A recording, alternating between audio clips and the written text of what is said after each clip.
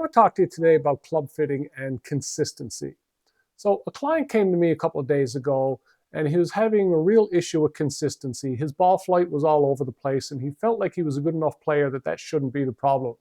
So we took a look at his clubs and they just weren't suited for him at all. Wrong shaft, wrong weight, wrong head style. So I started working through some things, and the consistency level on every single measurable data point skyrocketed. So he went from completely inconsistent to absolutely consistent on every aspect that we could measure. So I want to walk you through some of the results and to show you what can happen when you are put into the right equipment. Lots of data, but lots of good information. So the first thing we did is we captured data on his club, and then I started working through some different components and heads, and we were hit and miss on a few things, but each time we did it, I got a little bit closer and I learned a little bit more about his swing and what he needed. And when we finally landed on the right component and the shaft and the head and the weight and the flex and everything that was there, this is what happened. So we'll start with distance because everybody wants distance. So he went from a carry distance on average of 176 yards to 190 yards. Now with his current iron, we had 13 shots captured. We captured 10 shots with the fitted club. Of those 13 shots with his own club, we averaged 176 yards, but only 2 of those 13 were within 5 yards of the average. So we only had 2 of the 13 shots that averaged within 5 yards. So between 171 and 181, we only had 2 of those 13. So that's an inconsistency problem. That means you're more than a club out on your distance more often than not. On the fitted iron, we averaged 190. So we had a 14-yard increase in distance, but we were also 8 of 10 for 5 yards within average. So he was hitting the same distance over and over and over within a club distance.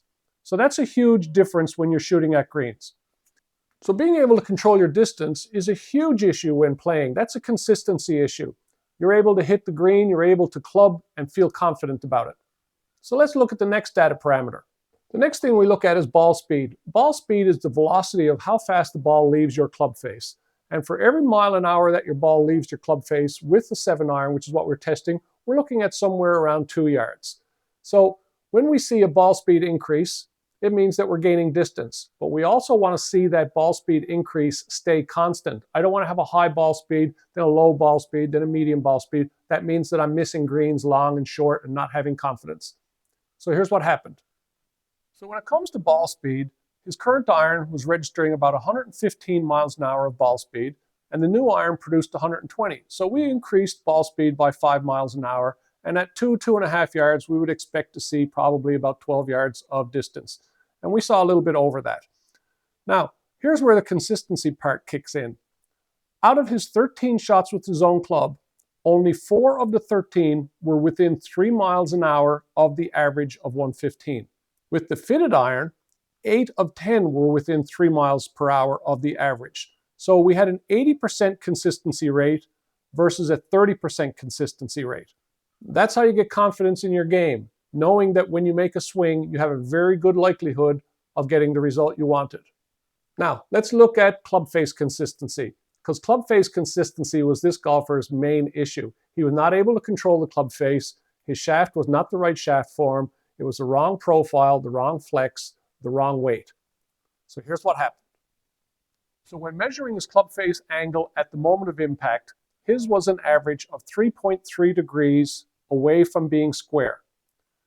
And with the fitted club and the fitted shaft that provided a better release and a better contact, he was 1.2 degrees away from square at the moment of impact. Now, consistency once again is the key. 7 of his 13 shots with his own club were less than 3 degrees away from square. So that's a 53% consistency rate. With the fitted shaft and the fitted club, 9 out of 10 were less than 3 degrees away from being square. That's 90%. So we went from 53% consistent to 90%. And if you're controlling your club face, well, it's very likely that you're controlling your ball flight also. So let's look at what happened to the actual direction of these shots. So if we look at our ability to hit to a target, we're looking at dispersion, or how far from center our ball is going on an average.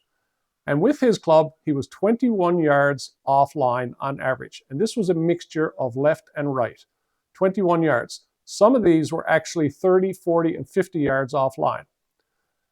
With the fitted club and finding the shaft and the head that performed, he brought that down to 5.8 yards offline.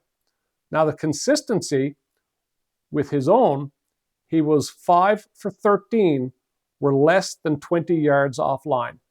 That meant 8 of 13 were more than 20 yards offline. And once again, we had some in the 30s, some in the 50s. With the fitted club, we had 10 for 10 under 20 yards offline. And the highest that we had was 16 and 15. The other 8 of those 10 were single digit offline. Most of them 3s and 4s and 5s. So this is a huge, huge change in consistency and accuracy.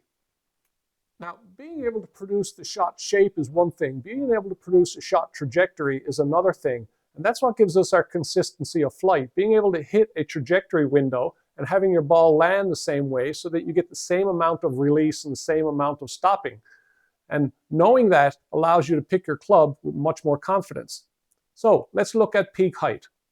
So the peak height in yards with his own club was 18, and that's not high enough. That's producing a very flat flight that runs out.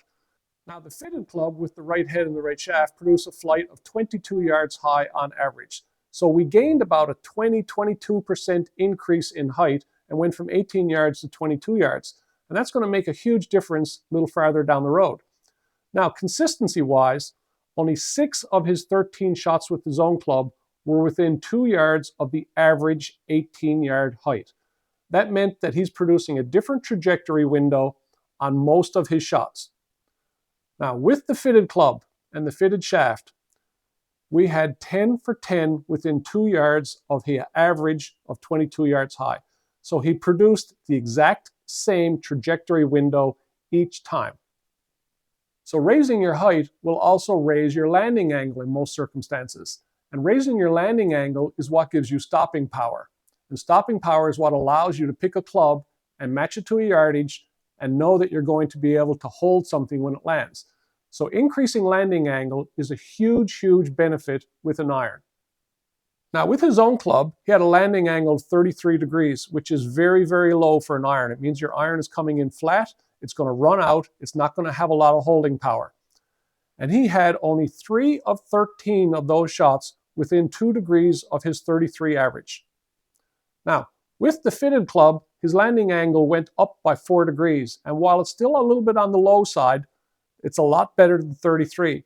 But the beauty was he had 10 for 10 within 2 degrees of the average.